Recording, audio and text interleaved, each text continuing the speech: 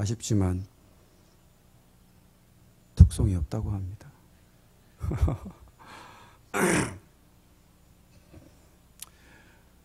로마서는 하나의 논문처럼 보이지만 편지입니다. 로마 교회의 상황에 적절하게 보낸 편지죠. 우리가 이 편지라는 사실을 먼저 염두에 두어야겠습니다. 또 이 로마 교회는 가정교회로 되어 있습니다. 한번 볼까요? 로마서 16장 5절.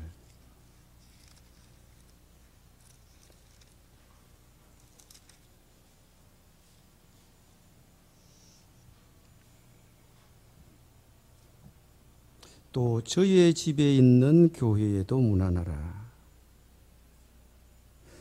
여기서 교회라고 하는 것은 건물보다는 모임을 두고 말하는 것입니다. 우리가 교회 할 때 해자는 모임 해자를 쓰죠. 어느 한 지역에서 정기적으로 모이는 공동체, 그걸 교회라고 합니다. 16장 10절 볼까요? 그리스도 안에서 인정함을 받은 아벨레에게 문안하라. 아리스도블로의 건속에게 문안하라. 교회일 수도 있고 아닐 수도 있고. 16장 14절.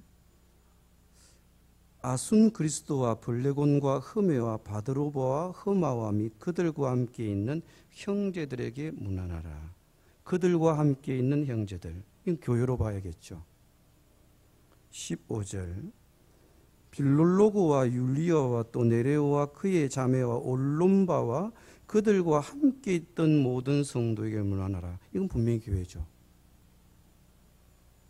즉 로마 교회는 가정교회를 두고 로마 교회라고 하는 것입니다. 사실 신약 성경에 언급된 모든 교회가 가정교회입니다. 가정에서 모였습니다. 기독교 초창기에 200년에서 300년까지가 그랬습니다. 자체적으로 예배당 건물을 갖추지를 못했습니다. 생각보다 규모가 적었고요. 워낙 우리는 큰 교회들만 봐서 우리가 이렇게 생각할 수 있을 것 같습니다. 로마 중앙에 큰 고딕 건물이 있는데 거기에 아마 수천 명이 모이는데 그게 아마 편지를 보냈을 것이다. 그렇게 생각할 수도 있습니다. 근데 알고 보면 그냥 몇 군데서 모이는 가정교회입니다. 거기에 바울이 편지를 보낸 것입니다. 그러면 그 교회들을 사도 바울이 다 세웠느냐? 그것도 아닙니다. 많은 동력자들과 같이 교회를 세웠습니다. 해중에 숫자로 보면 사도 바울은 지금의 목회자에 비해서 그렇게 탁월한 인물은 되지 못합니다. 사도 바울이 세운 교회들은 작은 교회들이었습니다. 외적으로 보면 다 작고 연약한 교회들입니다. 건물이 있었던 것도 아니고, 그리고 사도 바울 외에 있는 전문적인 신학 교육을 받은 목회자들이 있었던 것도 아닙니다. 재정적으로 튼튼했던 것도 아니고, 사회적으로 유력한 인물들이 많았던 것도 아닙니다. 노예들이 많았습니다. 하층민이 교회의 다수를 차지했습니다.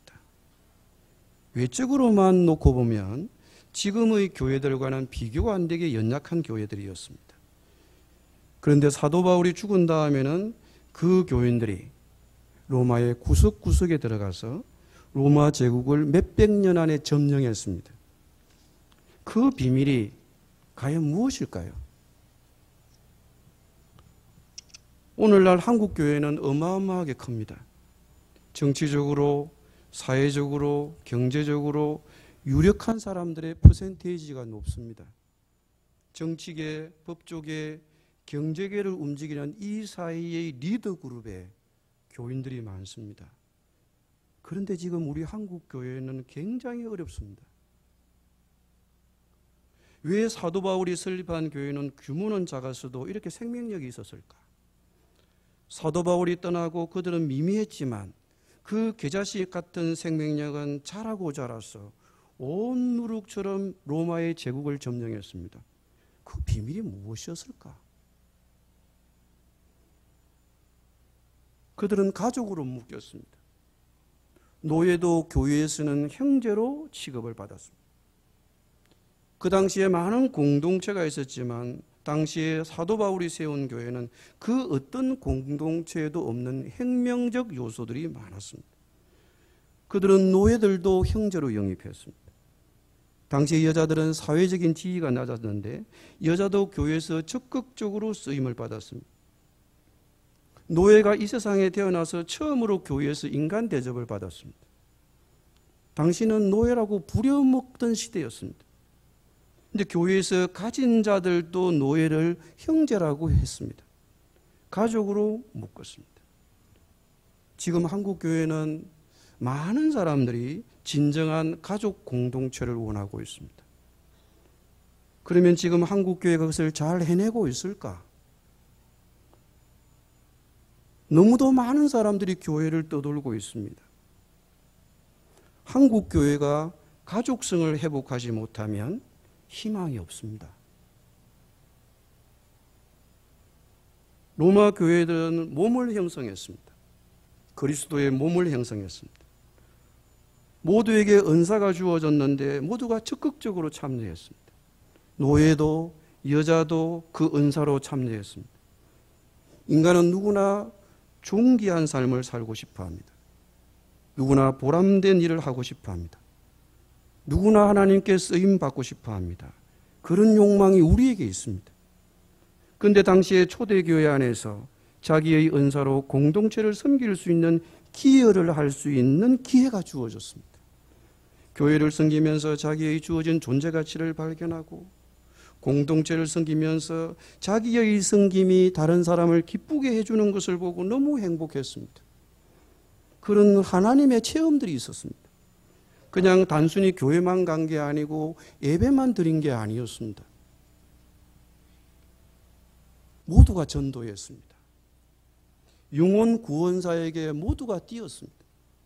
가족이 되니 너무 행복하고 주님께 쓰임받으니 너무 기쁘고 모두가 존귀한 자라는 것을 깨닫고 영혼 구원이 얼마나 소중한지를 깨닫고 모두가 전도했습니다. 우리가 이 세상에 살면서 가장 행복한 일이 뭘까요? 영혼이 구원받고 변화된 모습을 보일 때 그때가 가장 행복합니다. 이 세상 천하를 얻은 것보다 기쁩니다. 그런 체험을 했습니다. 이런 요인들 때문에 초대교회 가정교회에서 모였던 교회는 외적으로 너무 연약하지만 실제적으로 굉장히 강력한 교회였다. 300년의 박해 속에서도 그들은 가족이었습니다. 하나님 체험을 많이 했습니다. 영혼구원이 얼마나 기쁜지 알았습니다. 공동체의 삶을 통해서 하나님 체험을 했습니다. 그런데 교회가 많은 사람이 모이다 보면 가족성이 약화가 되고 모두가 한 몸으로 뛰지를 못합니다. 2080이라는 말이 있다는 말을 들었습니다. 20%는 뛰고 80%는 논다는 거예요. 그러면 그렇게 조직이 돌아간다고 합니다. 그러면 교회도 그럴까요? 초대교회는 100%가 뛰었습니다.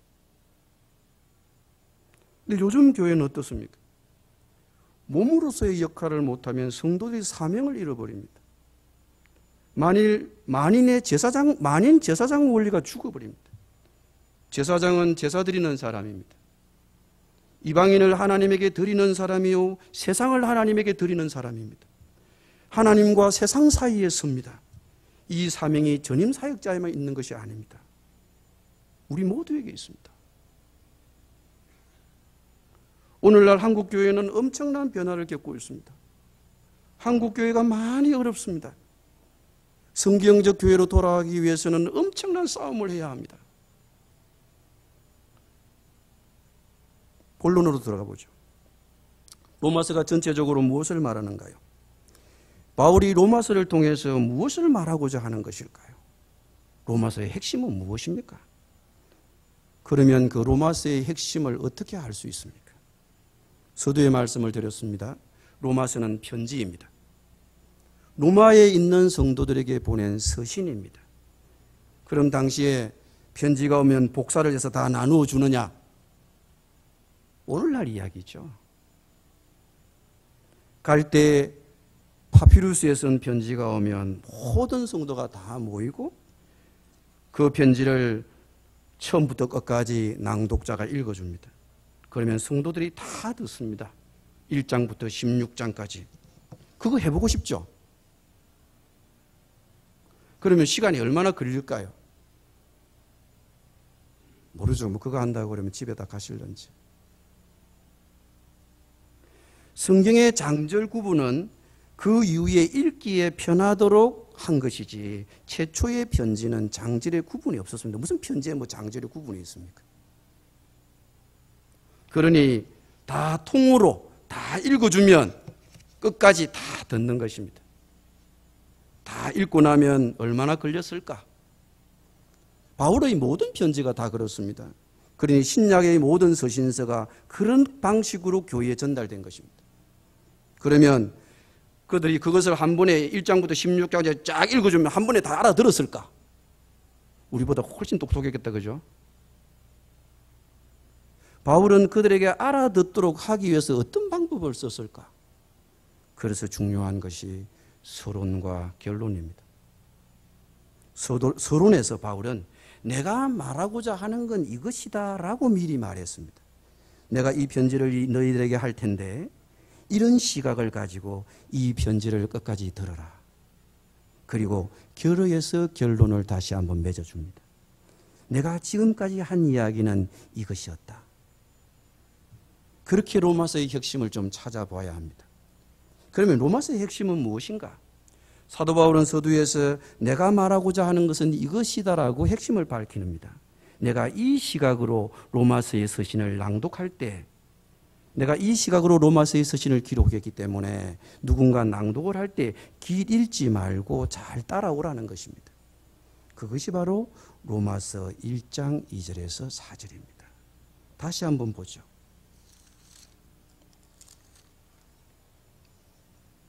1장 2절에서 4절입니다. 한 목소리를 읽어볼까요? 이 복음은 하나님이 선지자들을 통하여 그의 아들에 관하여 성경에 미리 약속하신 것이라. 그의 아들에 관하여 말하면 육신으로는 다윗의 혈통에서 나셨고 성결의 영으로는 죽은 자들 가운데서 부활하사 능력으로 하나님의 아들로 선포되셨으니 곧 우리 주 예수 그리스도시니라. 1장 1절에서는 사도 바울이 자신을 소개하고 있습니다. 예수 그리스도의 종 바울은 사도로 부르심을 받아 하나님의 복음을 위하여 택정함을 입었다. 내가 복음을 위해서 택정함을 입었다. 그래서 내가 지금부터 이 복음에 대한 이야기를 할 것이다. 그러면 그 복음이 무엇이냐? 복음이 무엇이냐고 할 때 우리에게 언뜻 떠오르는 것이 무엇입니까? 복음은 구원이다. 구원에 관한 것이다. 그러면 무엇이 구원이냐? 믿음으로 어렵다함을 받는 것입니다. 이 정도까지는 나와야겠죠? 그러면 로마서 서두에서 바울은 복음이라고 할 때 그 복음을 무엇이라고 말했을까요? 1장 2절에서 말하기를 복음은 아들이다. 아들에 관한 것이다.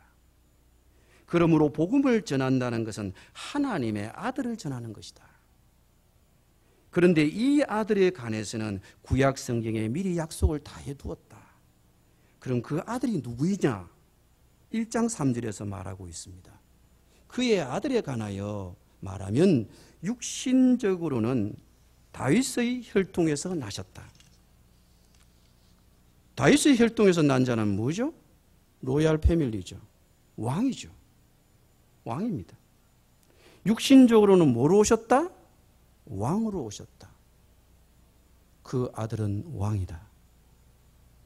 그럼 성결의 영으로는 1장 4절에 성결의 영으로는 죽은 자들 가운데서 부활하사 능력으로 하나님의 아들로 선포되셨으니 곧 우리 주 예수 그리스도시니라. 성결의 영으로는 능력 있는 권세 있는 하나님의 아들로 선포되었으니 우리 주 예수 그리스도시다. 그럼 그 아들은 누구냐? 하나님의 아들이요 우리의 주이시다. 3절에서는 왕이다. 4절에서는 근세 있는 하나님의 아들이요 주시다. 여러분, 주라고 하면 만군의 여호와 우리 하나님께만 붙여진 타이틀입니다. 하나님은 창조주로서 하늘과 땅의 모든 권세를 갖고 계시기 때문입니다. 주이십니다. 이 주라는 타이틀을 예수 그리스도에게 붙이고 있습니다. 예수님이 이 지상에 계셨을 때 예수님이 이 주시라고 하는 사실을 누가 알았고 누가 믿었을까요? 예수님이 제자들에게 몇 차례나 말씀하셨어도 부활할 거라고 믿는 사람은 제자 중에 단 한 명도 없었습니다. 부활했다는 소식을 듣고 나서도 믿는 사람은 없었습니다. 부활한 주가 나타나셨어도 처음에는 믿지 못했습니다. 그것은 무엇을 의미합니까? 제자들마저도 예수님의 신성을 알거나 믿지 못했다는 것입니다. 예수님이 누구신지 몰랐다는 것입니다. 그럼 언제 알았는가? 부활하신 영광의 모습을 보고 하나님의 아들이요 신적인 존재라는 사실을 비로소 깨달은 것입니다. 그래서 부활하사 부활을 통해서 예수님이 권능 있는 하나님의 아들이시구나, 주시구나, 성부 하나님과 동등한 주시구나 하는 사실을 깨달았던 것입니다. 복음은 무엇입니까? 아들입니다. 아들에 관한 것입니다. 육신적으로 말하면 왕이요, 부활해서 알고 보니까 권세 있는 하나님의 아들 곧 주시다. 예수님은 주시다. 이게 복음입니다. 예수 그리스도, 그리스도의 의미 뜻은 뭐죠? 기름 부음을 받은 자. 구약에 어떤 사람이 기름 부음을 받았습니까? 왕과 선지자와 제사장이었습니다. 그러면 예수님은 예수 제사장, 예수 선지자, 예수 왕, 무엇을 언급하는 것일까요? 예수는 기름 부음을 받은 왕이다. 그것입니다. 다윗의 후손으로 오신 왕이다. 예수 그리스도란 예수님은 기름 부음을 받은 왕이라는 뜻입니다. 그러면 복음이 무엇이냐? 예수님은 왕이다, 주시다. 예수님은 기름 부음을 받은 왕이라는 것입니다. 예수님이 왕으로 오셨다, 주로 오셨다. 이게 복음입니다. 그럼 왜 예수님은 왕으로 주로 이 땅에 오셨을까요?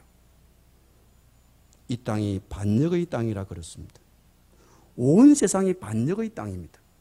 최초의 인간이 죄를 지은 것은 반역입니다. 그래서 반역죄입니다. 최초의 인간이 선악과를 따먹을 때 그 동기가 하나님처럼 되고 싶어서입니다. 그게 반역입니다. 그 이후로 인간이 하나님을 떠났습니다. 하나님 없이 살기로 했습니다. 창조주 하나님을 부정했습니다. 하나님 자리에 도전했습니다. 그게 반역입니다. 죄가 무엇인가요? 반역입니다. 하나님의 왕권에 대한 도전입니다. 하나님의 주권에 대한 도전입니다. 온 땅이 반역의 무리가 되었습니다. 그 이후로 하나님 없는 이 세상은 악이 관영한 세상이 되어버렸습니다. 인간관계가 깨어지고 하나님 관계가 깨어지고, 인간은 하나님을 의지하고 살면 평안하고 하나님 없이 살면 인간의 마음은 불안해집니다. 두려워집니다.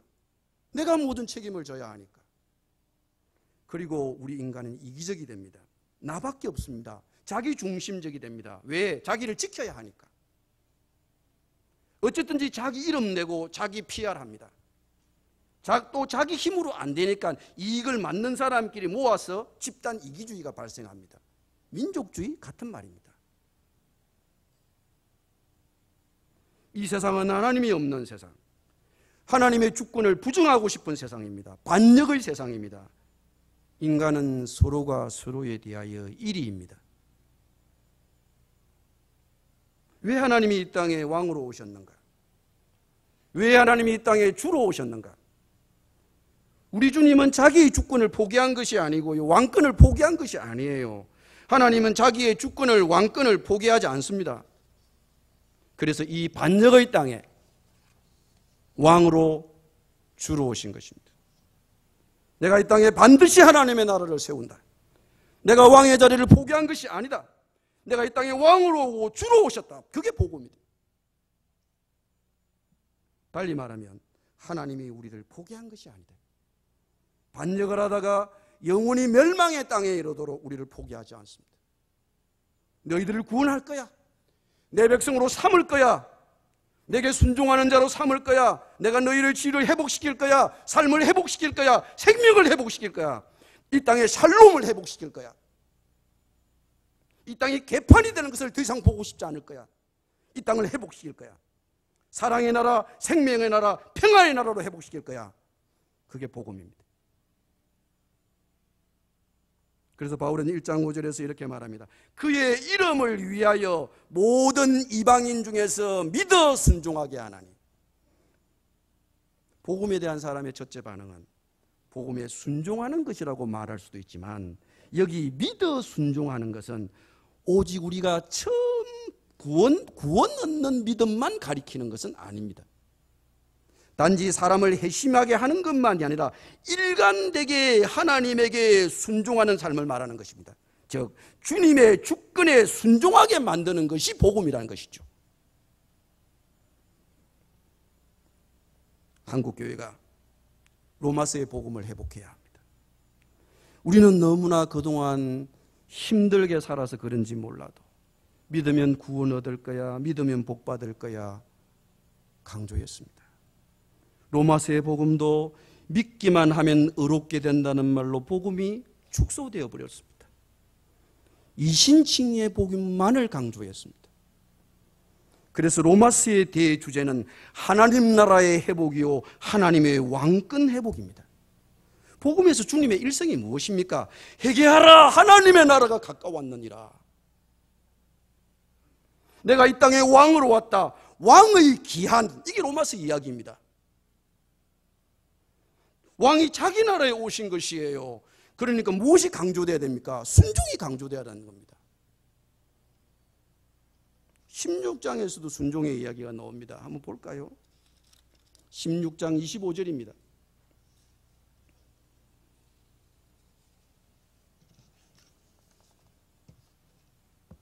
16장 25절 26절 함께 읽어보죠. 시작. 나의 복음과 예수 그리스도를 전파함은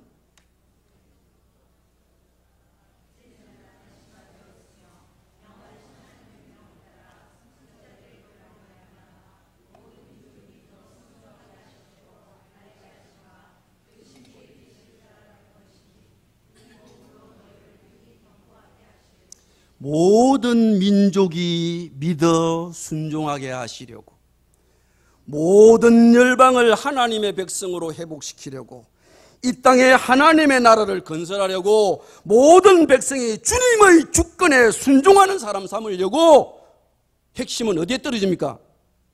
순종에 떨어집니다. 그리고 15장 18절에도 말하고 있습니다.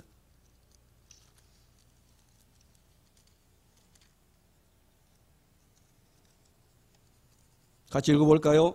그리스도께서 이방인들을 순종하게 하기 위하여 나를 통하여 역사하신 것 외에는 내가 감히 말하지 아니하노라. 그 일은 말과 행위로. 뭐하게 하려고? 이방인들을 순종하게 하시려고, 모든 민족을 순종하게 하려고, 모든 민족을 주님의 주권에 순종하게 하려고. 로마서는 그 이야기입니다. 복음서도 마찬가지입니다. 성경 66권의 가장 중심적인 테마는 하나님의 나라입니다. 그 이면에 깔려있는 게 언약입니다. 로마서는 크게 세 가지를 이야기하고 있습니다. 첫째, 이신칭이 믿음으로 의롭다 칭한다. 여기서 의롭다고 칭함을 받는다는 것은 법정적 용어입니다. 법정에서 쓰는 용어입니다. 법정에서 하는 일이라고 하는 것은 피의자에게 너가 유죄인지 무죄인지 판결해 주는 일을 합니다. 그래서 무죄 판결하는 것입니다. 그런데 우리가 유죄인데 형을 면해주는 사면을 받은 것입니다. 왜? 다른 사람이 대가를 대신 치루었으니까, 예수님이 대가를 대신 치루었으니까 너는 사면이다. 예수님이 왕권을 회복하시기 위해서 반역의 무리들을 진압하려 오셨습니다. 그러면 어떻게 반역의 무리들을 예수님은 진압하셨습니까? 이 세상 나라에서는 반역자는 어떻게 합니까? 탱크로 밀어버립니다. 우리 주님께서는 반역자를 대신해서 십자가에서 죽으셨습니다. 이것이 하나님의 놀라운 사랑입니다. 그래서 법정에서 사면해 준 거예요. 믿음으로 사면되었다. 어떻게 죄인이 무죄가 될 수 있습니까? 무죄가 아니라 사면이에요. 사면. 그런데 중세 종교개혁 이래로 이 이신칭의가 로마서의 핵심이라고 생각했습니다. 물론 이 이신칭의가 복음의 중요한 핵심이에요. 그러나 그것이 복음을 다 설명한 것도 아니에요. 로마서는 크게 세 가지를 이야기합니다. 이신칭의, 믿음으로 어렵다함을 얻었다. 둘째는 주님이 우리를 사면만 해주신 것이 아니고 통치가 시작되는 것입니다. 성령을 통해서 우리의 내적 통치가 이루어지는 것이다. 그 얘기가 5장부터 8장까지의 이야기입니다. 하나님의 나라가 우리 안에, 내 안에 실현이 되는 것입니다. 우리 주님이 왕으로 오셨다, 주로 오셨다. 그럼 어떻게 해야 합니까? 우리를 다스려야 합니다. 그런데 우리가 죄인이라 십자가에서 죄의 문제를 해결해 주셨습니다. 그런데 그 이신칙으로 끝나는 것이 아닙니다. 우리를 자기의 백성으로 삼으시고 우리를 통치해야 하는 것입니다. 우리 안에 하나님의 나라를 건설해야 됩니다. 그러기 위해 이 땅에 오신 것입니다. 각 개인의 마음을 다스려야 합니다. 통치해야 합니다. 그러면 셋째로 하나님의 나라는 개인의 마음을 다스리는 것으로 끝나는가? 그게 아닙니다. 그게 12장에서 15장에 있는 공동체 이야기입니다. 하나님의 나라가 임하면 반드시 교회가 생깁니다. 교회는 하나님의 나라가 임한 결과입니다. 교회는 교회라고 하는 공동체를 형성합니다. 교회는 하나님의 통치를 받는 사람의 무리입니다. 거기에서 우리는 반드시 하나님의 통치를 보여주어야 합니다. 그분의 통치를 받는 사람은 어떻게 살아가는가? 교회가 하나님의 나라의 다스림을 보여주지 못하면, 하나님의 다스림을 받는 사람들이 어떻게 살아내는가를 보여주지 못하면, 하나님과 이 세상에서 그것을 보여주지 못하면 세상은 낙담합니다. 지금 한국 교회가 그래서 어려운 것입니다.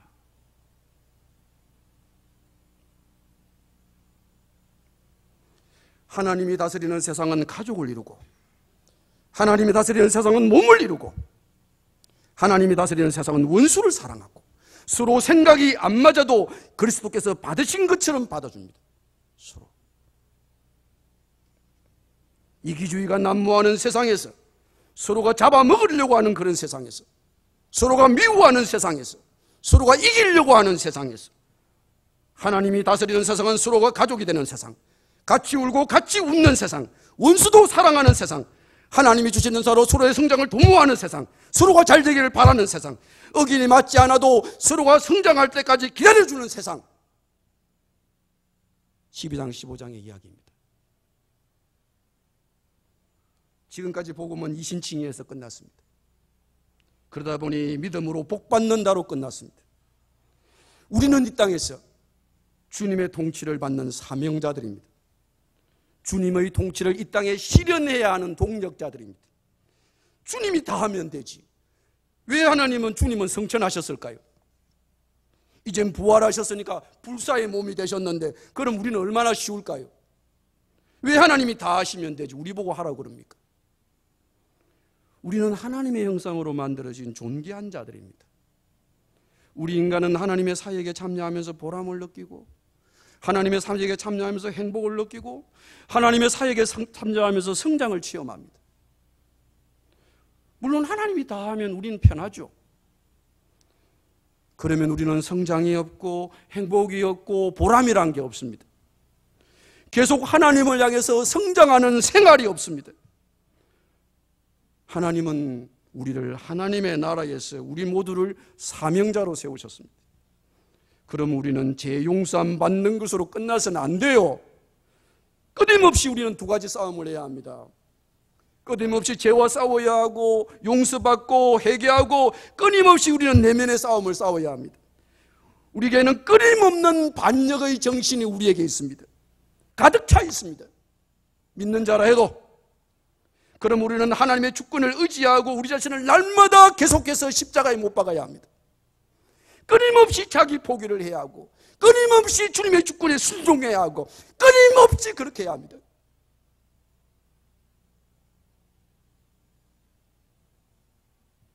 둘째로는 교회 공동체를 세우는 일에 우리 모두가 참여해야 합니다.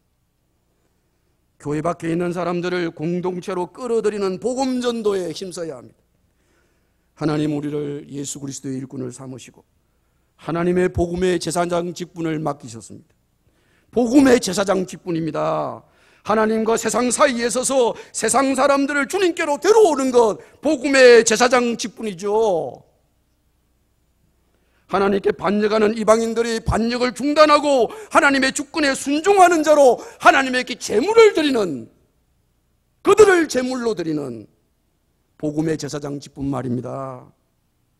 복음을 전하고 공동체를 세우고 하나님의 나라를 계속해서 회복시켜 나가는 일을 해야 합니다. 이것이 우리 모두의 사명입니다. 그 일을 해야 보람이 있고, 그 일을 해야 행복이 있고, 그 일을 해야 삶의 의미가 있는 것입니다. 그러지 못하면 우울증에 빠집니다. 중년이 지나서 일을 안 하면 우울증에 빠진다고 그러더라고요. 교회도 일을 안 하면 사명을 잃고 시들시들해지는 것입니다. 이게 로마서의 이야기가 이것입니다. 같이 기도하십시다.